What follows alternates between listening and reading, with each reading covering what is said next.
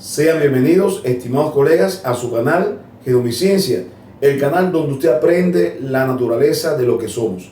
En videoconferencias anteriores habíamos estudiado un conjunto de factores que favorecen la no disyunción cromosómica, es decir, la no separación de los cromosomas durante la anafase. Estos factores son llamados factores aneugénicos, entre ellos el déficit de ácido fólico, enfermedades tiroideas, la avanzada edad materna, entre otros. Sin embargo, en la última década se ha profundizado en las bases moleculares, en las bases genéticas del proceso de la no disyunción cromosómica como un mecanismo fundamental para la aparición de aneuploidías, ya sea tipo trisomías o monosomías. Porque el evento no es tan fortuito, no es tan azaroso. Existe o subyace un conjunto de genes que regulan tanto la condensación de la cromatina como la separación de los cromosomas. En este encuentro vamos a abordar algunos elementos relacionados con estas bases genéticas. No se vaya, quédese conmigo y los invito a que puedan disfrutar de este encuentro.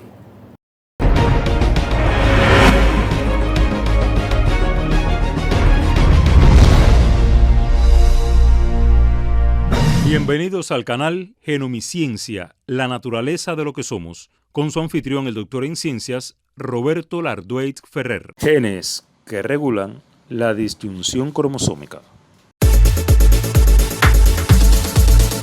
Entonces abordaremos el siguiente sumario. Como punto número 1, vamos a abordar las proteínas del mantenimiento cromosómico estructural, o sea, las coenzinas y las condensinas. Primeramente vamos a ver cuál es la función que presentan los SMC. Tienen que ver con proteínas del mantenimiento estructural cromosómico y tienen dos funciones importantes: empaquetar la cromatina en cromosomas y luego la posterior separación en mitosis o meiosis de los mismos.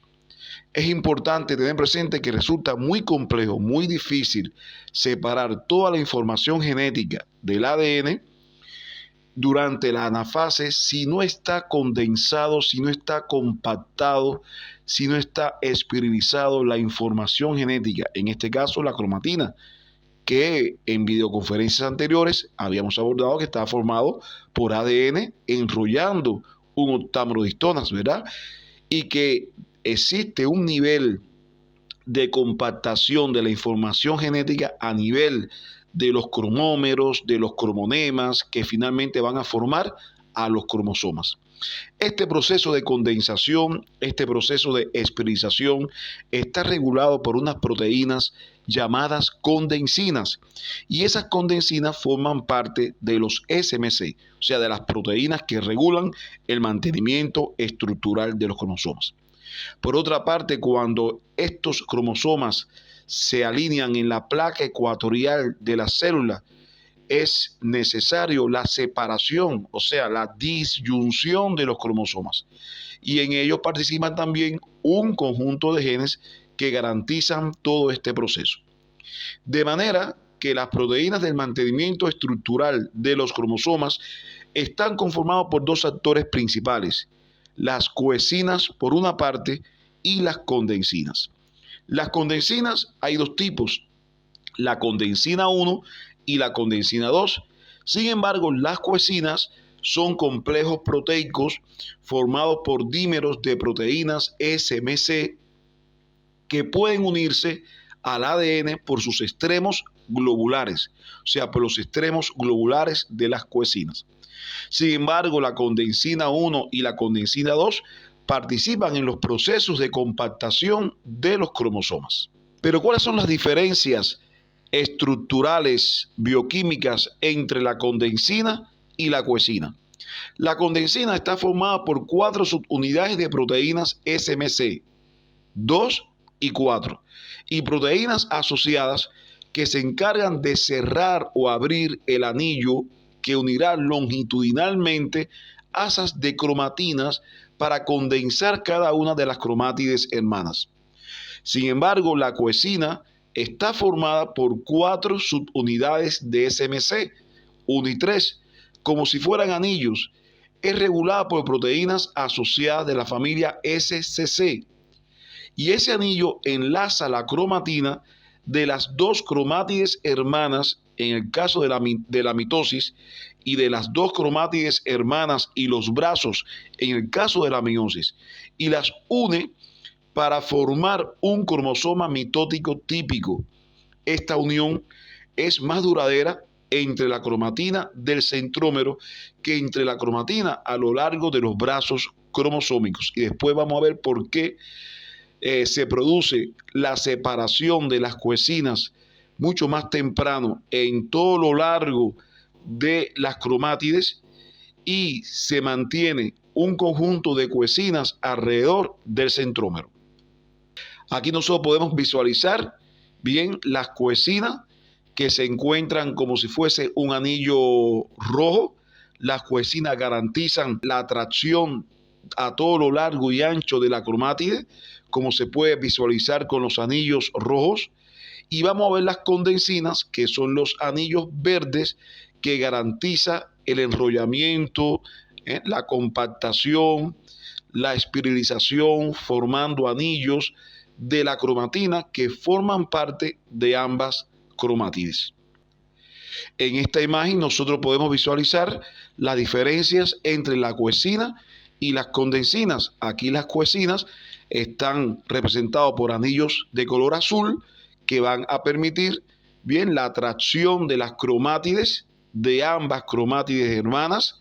Sin embargo, las condensinas que se encuentran con anillos de color verde van a garantizar el nivel de compactación bien de la cromatina, formando bucles o formando anillos bien de la cromatina que están formando parte ambas cromátides. En cuanto a las coesinas, ahí ustedes pueden observar la estructura, es decir, está conformado en este caso por el SMC3, SMC1, la cleicina y la estromalina. Y la función que presentan las coesinas, una vez más, mantener las cromátides hermanas unidas durante el ciclo celular hasta su correcta segregación en la anafase. Resultado de investigaciones realizadas en otros organismos, se ha podido evidenciar que la diferencia entre la mitosis y la meiosis es que la coesina durante la meiosis también garantiza la unión no solamente de las cromátides, sino también de los brazos. En la levadura Saccharomyces cerevisiae se ha comprobado que los complejos de coesina se ensamblan a las cromátides en las fases G1 y S del periodo de interfase celular. Bien, al tiempo que éstas se replican. Este proceso se conoce como carga y es dependiente de ATP. En la primera división meiótica, los complejos de coesina se disponen entrelazando tanto a las cromátides hermanas en los brazos y en el centrómero, al igual que ocurría en la mitosis, como a los brazos de los cromosomas homólogos, manteniendo así la cohesión de los bivalentes. Esos círculos verdes representan la coesina, se encuentran a todo lo largo de las cromátides y garantizan la unión, bien, la compactación, la unión de ambas cromátides. Al llegar a la fase M, la coesina une cromátides hermanas en toda su extensión. En resumen, entre los estados entonces de profase y prometafase, entonces existe una proteína quinasa dependiente de ciclina M que fosforila directamente a un componente del complejo de la coesina llamada cleicina. O sea, ya cuando empieza la división celular, existe una proteína quinasa ciclina dependiente llamado MCDK que va a fosforilar a las coesinas, específicamente actuando sobre la cleicina que constituye un componente de esa molécula, de esa proteína. Ahí está la cleicina. Esto provoca una disociación de la coesina a todo lo largo de las cromátides excepto en la región del centrómero. Es decir, que se van eliminando proteínas de coenzina, pero se van a mantener las coenzinas a nivel del centrómero. ¿Y por qué específicamente se eliminan todas las coenzinas, excepto las del centrómero, como ustedes pueden ver acá? Bueno, precisamente porque ellos evaden este proceso de fosforilación de la actividad de la proteína fosfatasa PP2A, que se encuentra asociado a esta región conjuntamente con una proteína llamada chugosina. Entonces, la acción de la MCDK permite tres procesos de forma simultánea, que estos tres procesos actúan o convergen en la anafase. En primer lugar, como se representa en esta imagen, favorece la formación del uso mitótico, o sea, del uso acromático, que está formado por los microtúbulos interpolares y cinetocóricos. En segundo lugar, desvincula las condensinas que no se encuentran en el centrómero y dejan solamente las que se encuentran alrededor del centrómero.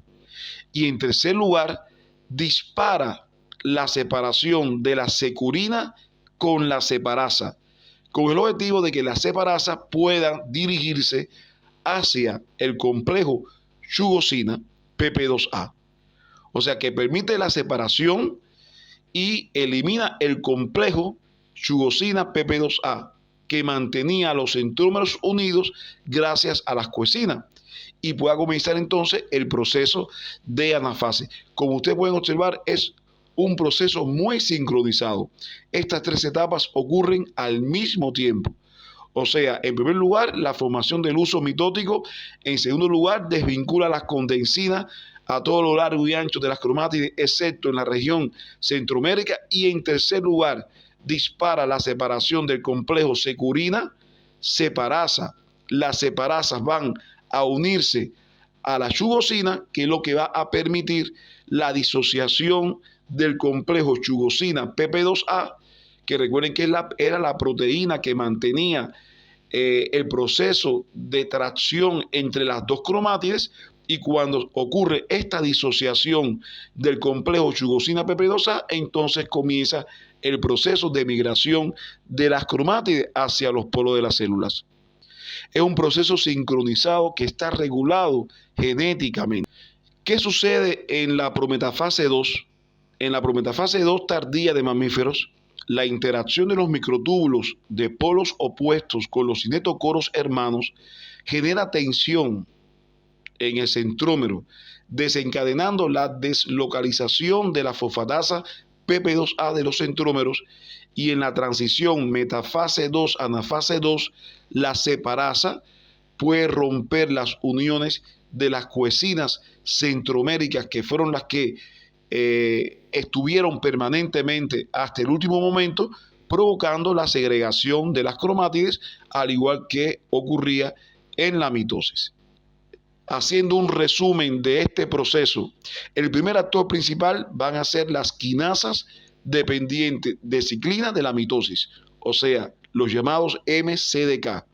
Estos van a fosforilar a las securinas que se encuentran unidas con la separasa. Cuando se fosforila, entonces esta unión, este complejo se disocia y se libera entonces la separasa. Esa separasa va a actuar sobre el complejo chugosina PP2A y permite la disociación de la chugosina con la consecuente liberación de la proteína PP2A y de las coenzinas que se encuentran a nivel de centrómero. Y por supuesto, las otras funciones que presenta las quinasas CDK, dependiendo de las ciclinas de la mitosis, también van a formar parte, van a participar de la formación del uso mitótico, de la formación de los microtúbulos interpolares, cinetocóricos, o sea, tanto los continuos como los discontinuos, que todo esto son procesos que al unísono van a permitir la separación de las cromátides hacia los polos de la célula.